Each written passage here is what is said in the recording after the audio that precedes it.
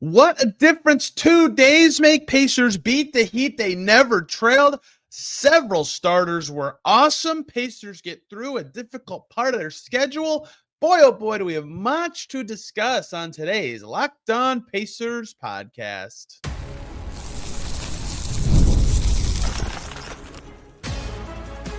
You are Locked On Pacers, your daily Indiana Pacers podcast, part of the Locked On Podcast Network.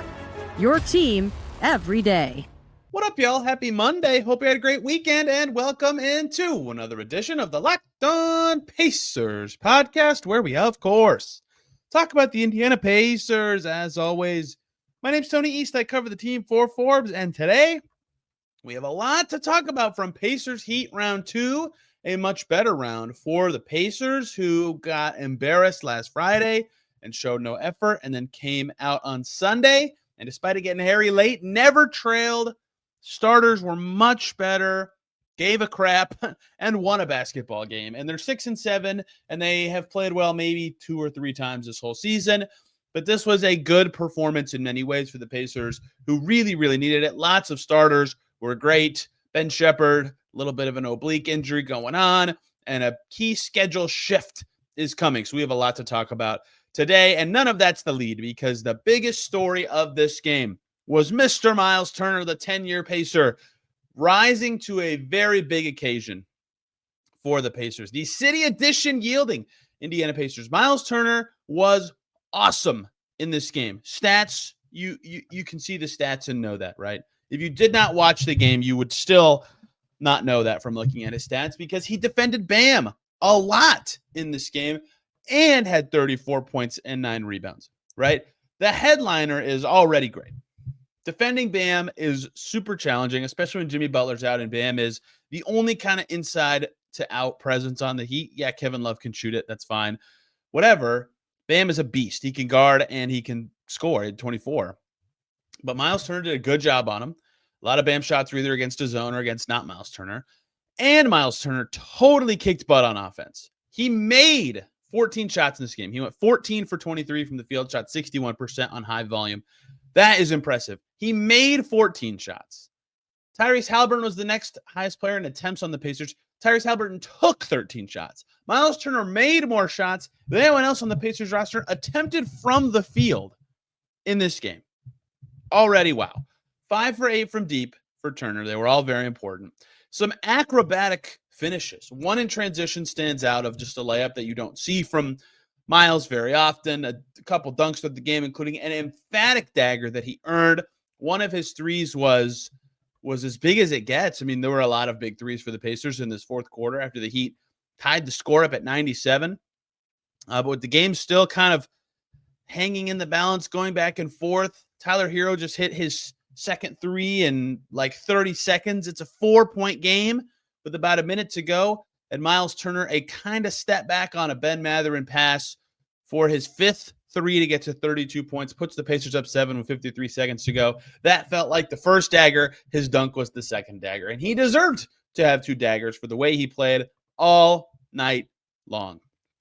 And the word that Pascal Siakam used, I thought was perfect. Pascal Siakam, I asked him about Myles after the game. He said, I love the way that Myles had presence tonight. And that was perfect, because Myles Turner was everywhere he was supposed to be tonight. On the glass, he out-rebounded Bam. He out-rebounded any Heat player. He had 9. No Heat player had more than 8.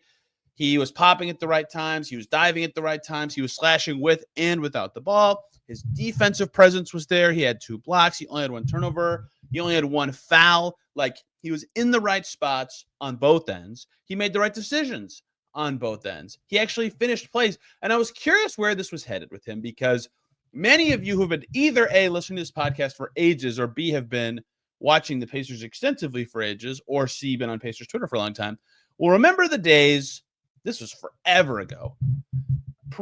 It doesn't matter exactly when, but like McMillan was the coach, when a lot of people could tell when Myles Turner was confident or not based on how his jumper finished. If he faded away or jumped back ever so slightly, you could tell that he was kind of off. You know, if he jumped forward or was straight up or was quick with his shot, that was a kind of a key indicator. And he had a jumper in the second quarter where he kind of landed a little behind, where he took off. I know this sounds like I'm reading too much into one shot, but this was a thing for him for a while. And I put it on my notes. I thought, Myles faded away on that a little bit. And he was still playing very well at that point, but I just noticed it. And in the third quarter, he did not do that at all. His jumpers were straight up or forwards. He was attacking the rim, and he dominated the third quarter of this basketball game. He completely took over in that frame. Pacers were up a little at halftime, and it didn't feel like they were playing awesome in the first half, just good enough. The third quarter, they did play awesome, and that was Myles Turner going 6 for 8 in his 10-20. 2 rebounds, both on the offensive end, 2 blocks, 1 assist, 13 points. They win his minutes by 6. Huge quarter. Maybe his best of the season. Scoring-wise, it almost certainly was. I'd have to check the rest of his quarters, but 13 of their 33 points in that frame. Dominant. On the other end, Bam did some stuff. Bam missed some stuff. Kevin Love only played 4 minutes and 41 seconds. The Heat starters were all massive negatives. Turner and the starters were so much better in that frame. That was a big turning point. And then, of course, he put the game away late. Myles Turner did everything. And I think Siakam nailed it when he said presence. And that's the game Myles Turner needed to have. A get-right game after the whole team stunk Friday. But he's had a couple just like, it's got to be better than that kind of games in a row. And he was. He absolutely was on both ends in this game. And I asked him after it because the final buzzer sounded, and a good win for the Pacers. They win by 9. Again, their first win of the season where they never trailed. In some of their better performances, Dallas, Orlando at home, Boston, they trailed at some point, even if it was only by 1 score. They still trailed. They did not ever trail in this game. Turner just stopped. He was coming toward kind of the Heat side of the floor where the Pacers were playing offense, and he just froze at midcourt, right on the Pacers logo. I thought, that's interesting. A lot of celebrating going on. Guys excited. They needed that win before a road trip, blah, blah, blah. He just kind of froze. It was only for about 5 seconds. Not even that. And then he turned around and he walked off and joined the team, and they went to the locker room, and they were celebrating. It was a good win. And I asked him about that. What was that about? Because he played awesome. It would have been very natural to go celebrate with his teammates and them celebrate him for playing a sensational game. And he talked about not liking his attitude throughout the season. He felt too negative. He wasn't giving his teammates energy. He wasn't playing the way he wanted. He wasn't leading the way he wanted. All things that matter a lot to a guy who's turning into a vet. And he had these self-identified attitude issues. Pacers had a tough film session after their first Heat game. And Myles Turner came out and he said, screw that. I got to get right. And he did. He came out with the right, whatever this attitude was, if this can sustain, there should be no expectation that Turner's going to go out and give you 34-9 every night. But if this attitude change sustains in any way towards consistent, great performances, that's huge. That's absolutely massive for the Pacers. And you could tell that there was a different thing, to use a Rick Carlisle word, about his disposition in this game. And that allowed him to do wonderful work on both ends of the floor. I tweeted the video of my exchange with Myles, asking him about that moment and, what he's feeling and how he's, kind of addressing it and why. He said, we're all human at the end of the day. I'm constantly working on myself as a man and a leader. I can and will be better. Well, boy, oh boy, was he better in this game. And man, did he have to be. And the other part of this that continues to be very important to me is that every Myles Turner game, people were tweeting this during the game, and I get why, but it feels a little silly this season. They were posting Turner stats in Pacers wins. And first of all, I kind of hate that analysis anyway, because guess what? When a player plays better, their team has a better chance to win. For Myles Turner specifically, he's the only healthy center on the team. If he plays bad, they have no production from a whole position. Their backup is a 4-man. And so he played 40 minutes and 11 seconds in this game. This is the front end of a back-to-back. That's actually something worth, if he doesn't play as well tomorrow, that is a factor worth remembering. But they need him to play a lot. And so him playing well is even more important because he's filling up such a big hole with Jackson and Wiseman hurt. And topping at the 5 is fine, but it's been not as good as it felt last year. And it's kind of matchup dependent on the nights it has success. That's why they did it against the Bucks and not the Knicks in the playoffs last year. And so some nights they just have to play Turner a lot. When you're playing Bam Adebayo and Bam plays 39 minutes and 41 seconds, you need a lot of Myles Turner. And they relied on a lot of Myles Turner tonight. And he was up for it, and he was ready to go. And he shifted his attitude, and he had presence, and he dominated this basketball game by, again, making more shots than any other player on the Pacers attempted. bombing from three, finishing in the lane, dunking with force, fearless game. The Pacers needed Myles Turner to be awesome tonight, and a lot of players were very good. To be clear, we're about to talk about many more of them, but he was the man. On a night the Pacers needed to get back and get right, their vet was the man. Myles Turner got it done. So did lots of other guys. Ben Mathurin with a quiet, loud game. Pascal Siakam, the metronome continues. Tyrese Haliburton scoring when it matters, and another crazy assist to turnover game. So much more to discuss on today's Locked On Pacers. But before we get to any of that, this episode is sponsored by BetterHelp. This month is all about gratitude. And along with all the people that I've been talking about today and a lot of important people in my life, there's so many people that we don't get to thank enough. And one of them is ourselves. Sometimes hard to remind ourselves that we're trying our best to make sense of everything.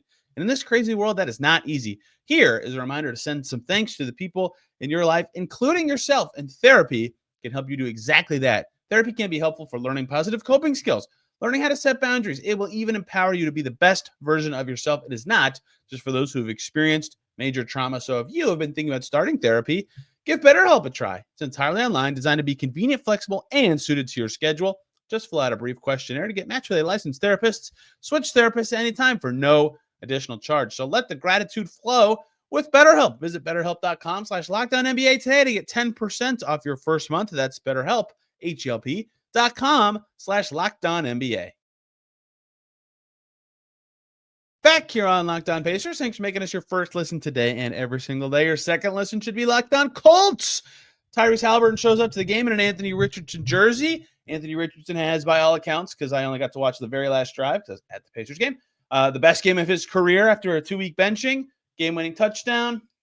Awesome for him and the Colts to have a night like that on the road, keep their season alive. Locked On Colts will have more. Jake does a great job over there. Zach does a great job over there. If you didn't know, yes, there's football on this podcast network as well. Pacers win 6-7. Just went long on Myles Turner because I wanted to. He played awesome. Lots of starters were great. And I want to talk about Bennedict Mathurin for a second because Bennedict Mathurin was very good again. As he does this year.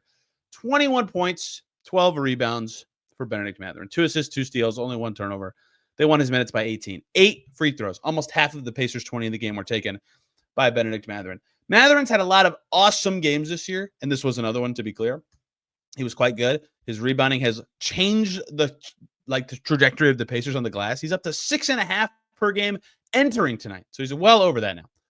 The thing that made this one stand out in my head is the game ended, and all game long I've been taking my notes, and a lot of them about the front court success. Siakam, who we'll get to in a second, was very good. A lot of them were about big Haliburton plays late, or TJ McConnell coming in and having to defend guys way taller than him because Ben Shepard got hurt doing a nice job. And all the rotation's a little different, and we'll get to that. Like lots of stuff, right? Very, very, very few things about Ben Mathurin in my notes. And then I look up at the end, and I'm like, he had 21 and 12. How do you have a quiet 21 and 12 game? That's remarkable. Think back to all his other phenomenal nights this season, of which there have been many. 20 and 11 when they beat Orlando. They needed that. They needed rebounding that night really bad. 23 and 12 in Orlando. That was big. He almost willed them to a comeback at the end of that game. 30 and 11 against Boston. Huge in their best win of the season, at least on paper, given the opponent. That was crazy. 38 and 8 against the Knicks. Very loud, very, oh my gosh, they needed everything he could give. 7 threes. Like all these big nights statistically have just been fantastic. His 19 against Detroit doesn't look loud, but it was loud because he was so good in the fourth. So this one felt different because very rarely does Ben Mathurin have a night where he puts up that kind of stats and you're like, oh, wow, Ben Mathurin had those stats. I didn't even notice. And that's, I think, a very good thing. I know it seems weird, but the way he plays, it stands out so much for some reason or another. The fact that he was fitting into what the team was doing so much that he had 21 points and I barely noticed. The fact that he was such a participant on the glass that he had 12 rebounds and I barely noticed he had a bunch. That says a lot about him doing the thing that everyone's been talking about for forever, blending what makes Ben Mathurin very good and blending what makes the Pacers very good. Having a quiet night means he just played basketball all night and it led to that kind of thing, right? And so usually when you have a good statistical night that is, unheralded or not discussed enough, it's because it's very much like a slow drip of the stats. This game could not have been more perfect. He finished with 21 and 12. He had 10 points and 6 rebounds at halftime. You can do math. That means that's basically exactly half of both. He had 11 points and 6 rebounds in the second half, right? Like he was just so like on point with when he should and shouldn't do something and when he should and shouldn't crash. And his defense was on ball, has been better all year. That is a very rare, quiet, great game from Ben Mathurin. And if he continues to do that, where he's just fitting in better, even if he doesn't have the statistical nights, but he's fitting in better, one, he'll play more, right? Because like consistency is the thing with him for forever. But two is if I look back at Christmas or at the All-Star break or whatever, and it's like, man, Mathurin really has been fitting in well, no doubt starter, and he's already pretty much there. I will remember this game as a big turning point. Like, obviously, the 38 points against the Knicks was a huge turning point. He's had amazing games this year. But to have a quiet game with loud stats is very rare for him. And I think that is a major thing.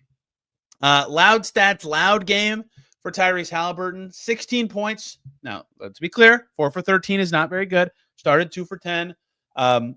1 for 5 on twos. Get the Tony E stat out of the way.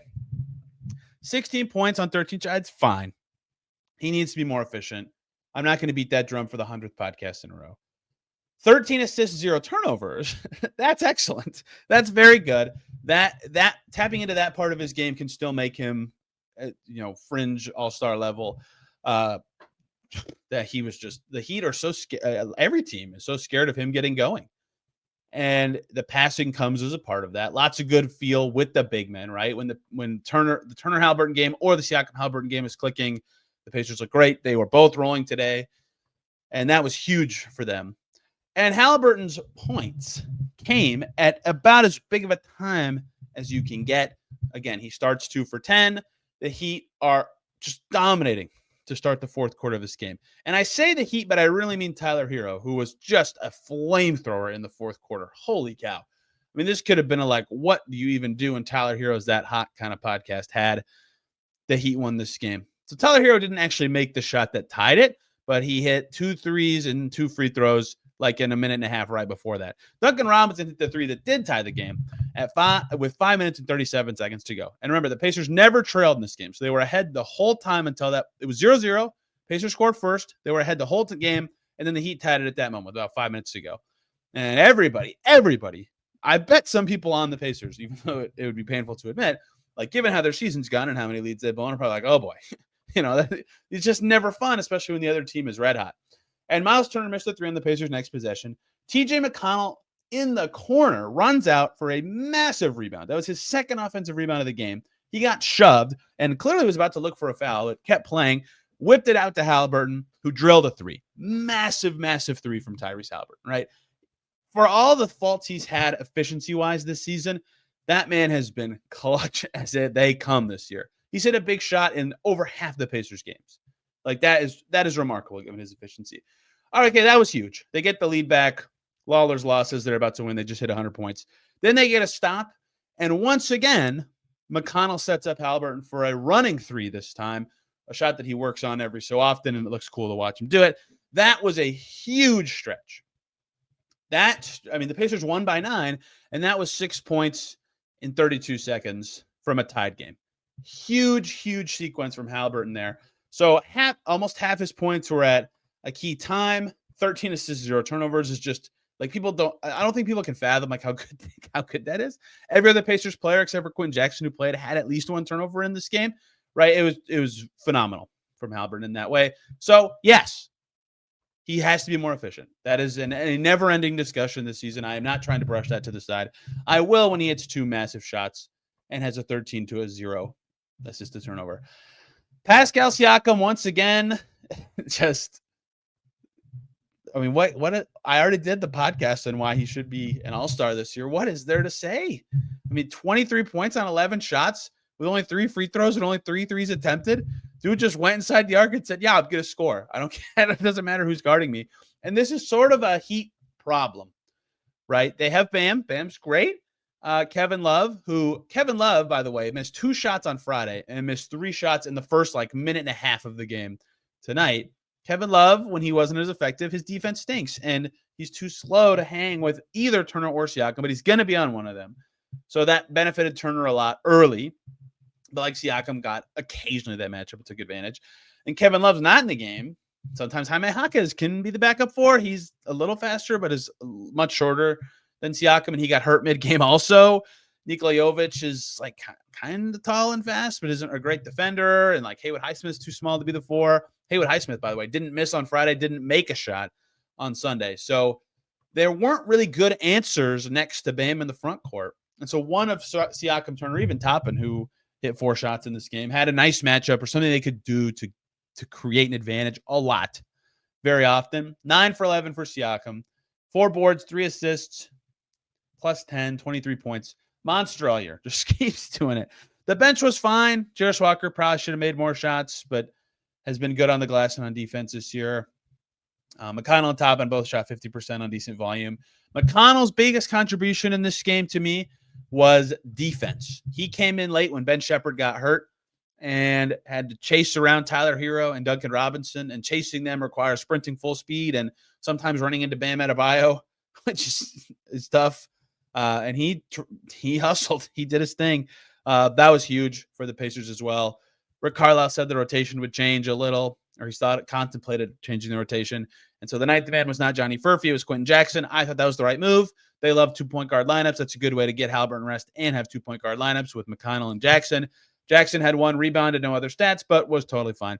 I bet if they are equally healthy going forward, that would be their 9-man rotation until they get Nesmith or Nembhard back. But they might have to change things again. Ben Shepard, oblique injury, upcoming schedule, so much more about this game and the Pacers' immediate future to discuss before we get out of here. Before you leave, we have to talk about the great people over at FanDuel. Get ready to tackle the NFL action and the NBA action with FanDuel, America's #1 sportsbook, because right now new customers can bet $5 and get $150 in bonus bets if you win. FanDuel Sportsbook app gives you everything you need to place live bets on the NFL, NBA, whatever, all in one place, because when it happens to you, just like it happens to everybody, you get that hunch in the middle of a game. Well, you can check out the latest stats from said game, or you can view the live play-by-play, or so much more. Details about the action, all in the same place where you place your bets. So you can be as informed as possible about what's going on, who's doing great, when you should do what you want to do. So just visit FanDuel.com and join today. You'll get started with $150 in bonus bets if you win your first $5 bet, but that's on FanDuel.com. Never waste a hunch and make every moment more with FanDuel, an official sportsbook partner of the NFL. Back here on Locked On Pacers, thanks for making us your first listen today and every single day. Hope you have a great week, had a great weekend, and make your second listen Locked On Heat today. I'm sure David and Wes had a fun time talking Heat Pacers on Friday when they could talk about Kevin Love's throwback night and Bam breaking out and the Heat getting the win they needed, and not as much fun this time. Before Tyler Hero went crazy, the Heat were not playing well at all. Less stuff worth really diving into, although the Heat definitely had a vibe of a team excited to be done with a road trip at times in this game. Pacers took advantage of that for much of the night, except for when Tyler Hero was just never missing. Some not fun stuff happened in this game, and the main one is Ben Shepard leaving with an oblique injury, did not return, was announced as out on the broadcast of this one. I believe he subbed out in the second half of this one before his eventual non-return, but I never actually saw him get hurt at a specific time, or there was never a moment where I thought, oh, Ben Shepard's laboring out there or something like that. He came out for TJ McConnell with 5 minutes to go in the third quarter, never seen again on the night. First of all, hoping for the best there. It's an oblique injury. Oblique. I, forgetful, not paying attention, asked Rick Carlisle about Ben Shepard after the game and said groin injury. Oops. Rick said, you need an anatomy lesson. And then later shared that his status going forward is TBD. I'm hopeful the reason is that Jaime Jaquez left the game with a groin injury, and that was on my brain. The more likely thing is that I'm just extremely forgetful and dumb. But anyway, we don't know about Ben Shepard in the immediate future with an oblique injury. The Pacers need him. They need everybody, all hands on deck. I mean, they're already getting by playing either Johnny Furphy or a two-way guy every night to field 9. You can't field 8 on November 17th or 19th or whenever they're playing, right? So they need guys. And if Ben Shepard can play, they need him. I was wondering if there'd be a point where they would turn to Jarace Walker as the 5th starter anyway. I mean, Shepard just got good chemistry with McConnell, and the speed's nice of that group, but they don't need to change it, and Shepard's been a fine starter. That said, if he's out, I'd imagine Jarris becomes the fifth starter, and then it's Toppin, McConnell, Jackson, Furphy, I guess, is your bench. Pacers are running out of bodies very quickly. So we'll see what Shepard's status is. That could be a major loss. I mean, losing 3 players from your rotation. To be clear, they'd be down 5 injured players at that point if they miss Shepard for any games. 2 of them starters, 2 of them same position, and really the non-starter, non-center plays the same position as the 2 starters. So they'd be desperate for like wing/wing guard minutes, and it'd just be a mess. We'll see what comes of that. With Shepard, nothing instant to report, but they play tonight in Toronto. So that is a major update from this game. The last thing I wanted to get to today was something that I actually got to originally before the season. So I need to remind you all of something. If you want to go back and have proof that I talked about this before, you have to go back to August, mid-August, when we did the schedule breakdown analysis and predictions episode with Adam Friedman, because I like to identify the stretches on the Pacers schedule that look a little softer, parts where they could string together some wins and come out of it with a much better record than what they had. And they're about to enter one. This one is lengthy-ish. I would say the next 12 games on the Pacers schedule are very key, right? They're 6-7 right now. My before the season wins predictions by going game by game, I thought they'd be 7-6 by now. They're 1 behind that. They haven't played very well, but they have some crummy losses and great wins along the way. They have a chance to pick that up in this next stretch. Here are their next 12 games before a pretty tough mini West Coast swing. At Toronto tonight. Toronto's better than their record, by the way. Toronto's record stinks, but every game they play is like a 2-point game in the final 2 minutes. At Toronto tonight, at Houston Wednesday, at Milwaukee Friday, which is on paper a tough opponent, but they haven't played well this year, and we all know how Pacers Bucks went last year. Then Wizards home Sunday, Pelicans home Monday, Blazers home Wednesday, Pistons home Friday, at Memphis, at Toronto, at Brooklyn, at Chicago, at Charlotte. I'm not even going to look it up, but I believe Memphis has a winning record. I believe that Houston has a winning record. I believe all the rest of those teams have a losing or 500 record right now of those 12. The Pacers need to go, I mean, they need to be at worst 500 after that stretch. They really need to go 8-4 in those 12. They really need to be over 500 exiting it. 7-5 would have them 1 over exiting, which I suppose they'd be happy with. I think they would like to have a better record than that. And there's not as many easy games in the NBA anymore. Everyone's still trying. It's early in the season. The big part of that is, one, it's their first homestand, right? The game we just talked about, that Heat game, was the first time all season the Pacers have played consecutive games at home. In December, right this second, as we'll be talking, they have 3 scheduled home games in December. Now, they'll add probably another one when the NBA Cup schedule changes things. But still, like, they have 4 in a row at home next week. That's huge. And it's not very tough opponents. It's not bad opponents, but it's not tough opponents. They need to do well in that stretch. They need to take advantage of this 12-game cushion, because I said it before the season, I thought their first 13 games would be rather difficult. I said their first 5 would be hard, and people laughed at me. And then they went 2-3. But either way, I think this is a very, very key 12-game stretch for the Pacers, because they come out of it with, by the way, another reason that 8 wins should be the hope for them. Here are their games coming out of that 12-game stretch: at Phoenix, at Sacramento, at Golden State, versus OKC, at Boston twice in a row. That's fun. So big stretch to keep them going, keep them over or at 500. And I know that sounds like a low bar to clear, but they're not playing well. If they can be slightly over 500, A, the East has stunk this year, and B, that when they do start clicking, I think if they do start clicking, I suppose they don't deserve that benefit of the doubt given how the first 13 have gone. If they do start clicking, they'll be in a good position to stack some wins and like have a good record, right? And maybe that never comes, but I think these next 12 games will be a strong indicator of what type of season the rest of this year is going to be. If they clean up, right? They have yet to have a dominant win. They played very well in the fourth quarter against the Knicks, but like that game was back and forth all night. And Dallas, they were losing at one point, and like Boston would have been a dominant win, but their last 8 minutes were so bad. Like they've yet to have a wire-to-wire, just like, wow, they were much better than their opponent kind of game. Like, can they have some of those in this stretch? That will be the important thing. And here's the thing. I just said a lot of stuff, and I hope you all listened to it. Now, let me just say, ignore everything I just said, because the Pacers' opponent quality might just mean nothing to them ever, right? I mean, what have we seen all year? They have losses to a terrible Sixers team at home. They lost to Boston without Banchero, or Boston. They lost to Orlando without Banchero, although the Magic have still not lost at home yet this year. They lost to New Orleans, although I don't think that loss is terrible given how good Zion played, but whatever. New Orleans' record isn't any good. They lost to Charlotte, embarrassing. Jimmy Butlerless Heat at home came in and embarrassed them. They have some crummy losses, and yet they've beaten Boston. They beat Dallas. They beat the Knicks by a lot, right? The Pistons, when they have, actually looks pretty good. They have good wins and awful losses already. So maybe the schedule stuff doesn't matter at all.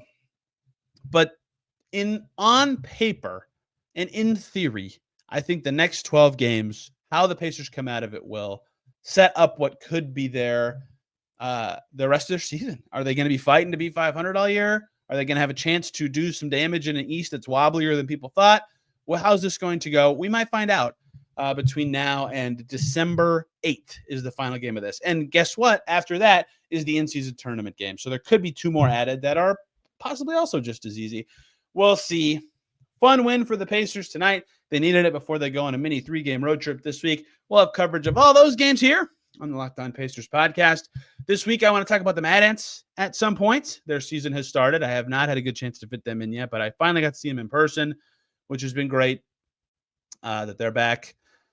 Fun group. We'll cover that probably going into Wednesday's game. Tomorrow, we'll talk Raptors. Wednesday, we'll talk some Rockets, some Mad Ants, some big Pacers topics. Maybe guess, maybe not. Definitely guess Friday for Pacers Bucks rivalry time.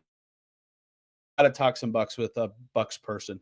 I'm excited for that game. I'm excited for this whole week of Pacers basketball because they have yet to string together wins. They've only won 2 in a row once. Can they actually do it? That will be also telling about what their level is and their ability to respond to wins, not just losses. So much more to come here on Locked On Pacers. Thank you all for listening today. You can find me on Twitter and Blue Sky at Tony R. East. You can find this podcast at Locked On Pacers if you want to see stuff. And we have a newsletter. It's the best way to see the podcast episodes, plus a tiny bit of writing from me, plus a lot of writing from our national experts at Locked On. It's awesome. I've gotten lots of great feedback from the hundreds of people who've already signed up. They really like it. So check it out. There's a link on the Twitter feed as well. Hope you all had a wonderful weekend. Back tomorrow talking Pacers Raptors. Till then, everybody have a wonderful day.